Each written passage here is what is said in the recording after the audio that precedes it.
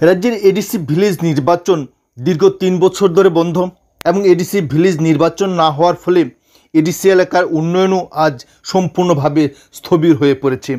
বিগত ৩ বছর ধরে এডিসি এলাকার ভিলেজ কমিটিগুলি নির্বাচন হচ্ছে না, অথচ রাজ্যে সমস্ত ধরনের নির্বাচন হচ্ছে। কিন্তু কেন হচ্ছে, এটা কি করে সম্ভব? শুধুমাত্র এডিসি ভিলেজ নির্বাচন বাদ দিয়ে সমস্ত নির্বাচন যখন সম্পন্ন করতে পারছে রাজ্য নির্বাচন কমিশন, সেই সঙ্গে রাজ্য সরকার, অথচ এডিসি ভিলেজ নির্বাচন হচ্ছে না। এর পেছনে কী রহস্য রয়েছে? যে তৎকালীন প্রধান বিরোধী দল তীব্রমতা এডিসি ভিলেজ নির্বাচনকে কেন্দ্র করে তৎকালীন সময়ে বিজেপি সরকারের বিরুদ্ধে ব্যাপক সার্জিক্যাল স্ট্রাইক এনেছিলেন। তীব্রমতা সুপ্রিমো প্রদ্যুৎ কিশোর দেববর্মন সরাসরি বিজেপি আইপিএফটি সরকারের বিরুদ্ধে এই নিয়ে অভিযোগের আঙুল তুলেছিলেন, রাজ্যব্যাপী আন্দোলন শুরু করেছিলেন এবং পরবর্তীকালে 2 দফায় মামলা দায়ের করেছিলেন। আদালতের রায়ে স্পষ্টভাবে জানানো হয়েছিল যে 2024 সালের ডিসেম্বরের মধ্যেই এডিসি ভিলেজ নির্বাচন করতে হবে। কিন্তু অত্যন্ত পরিহাসের বিষয় হলো রাজ্য নির্বাচন কমিশন কিংবা রাজ্য সরকার নির্বাচন করার জন্য কোনো ধরনের পদক্ষেপ নিয়েছেন বলে জানা যায়নি।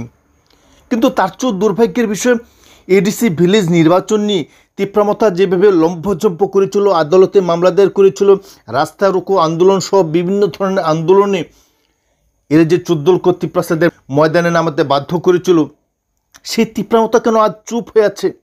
সেই তীব্রমতা দলের অন্যতম কাণ্ডারি তথা 14 লক্ষ তীব্রপ্রসাদ শেষ ভরসা প্রদ্যুৎ কিশোর দেববর্মন কেন এডিসি ভিলেজ নির্বাচন নিয়ে কোনো ধরনের উচ্চবাচ্য করছে না আজকে? তাহলে এডিসি এলাকার সেই ভিলেজ কমিটিগুলি স্বচ্ছভাবে প্রশাসন পরিচালিত হচ্ছে। এডিসি এলাকার ভিলেজ নির্বাচন না হলেও এডিসি এলাকার উন্নয়নের ক্ষেত্রে কোনো ধরনের বাধা আসছে না। এডিসি নির্বাচন নিয়ে কি তাহলে তীব্রমতা দলের আজ কোনো ধরনের মাথা ব্যথা নেই? কিংবা বলা যায় যে এডিসি এলাকার ভিলেজ কমিটিগুলি উন্নয়ন স্তব্ধ হয়ে যাওয়া নিয়েও কোনো ধরনের প্রতিক্রিয়া ব্যক্ত করার সাহস নেই তীব্রমতা সুপ্রিমো প্রদ্যুৎ কিশোর দেববর্মনের? কেন আজ ভিলেজ নির্বাচন হচ্ছে না? কেন আজ ভিলেজ নির্বাচন নিয়ে কোনো ধরনের আন্দোলন হচ্ছে না? কেন 3য় দফায় মামলা দায়ের করা হচ্ছে না আদালত অবমাননার দায় এনে? তাহলে কি বলতেই হয় যে তীব্রমতা দলের হুঙ্কার হুম্বিতম্বি সব শেষ পর্যায়ে এসে পৌঁছেছে, অর্থাৎ তীব্রমতা দল খাদের কিনারায় এসে পৌঁছেছে। কারণ এডিসি ভিলেজ নির্বাচন নিয়ে তীব্রমতা দল যেভাবে আন্দোলন করতে সক্ষম হয়েছিল, সারা রাজ্যে আন্দোলন গড়ে তুলেছিল, অথচ আজ সেই তীব্রমতা দল সরকারের অংশ হয়েও এডিসি ভিলেজ নির্বাচন হচ্ছে না। এর পেছনে কী রহস্য লুকিয়ে রয়েছে? এর যে 14 লক্ষ তীব্রপ্রসাদরা এই বিষয়টাই জানতে চায় যে তীব্রমতা প্রদ্যুৎ কিশোর দেববর্মনের সেই হুঙ্কার আজ কি শেষ হয়ে গেছে?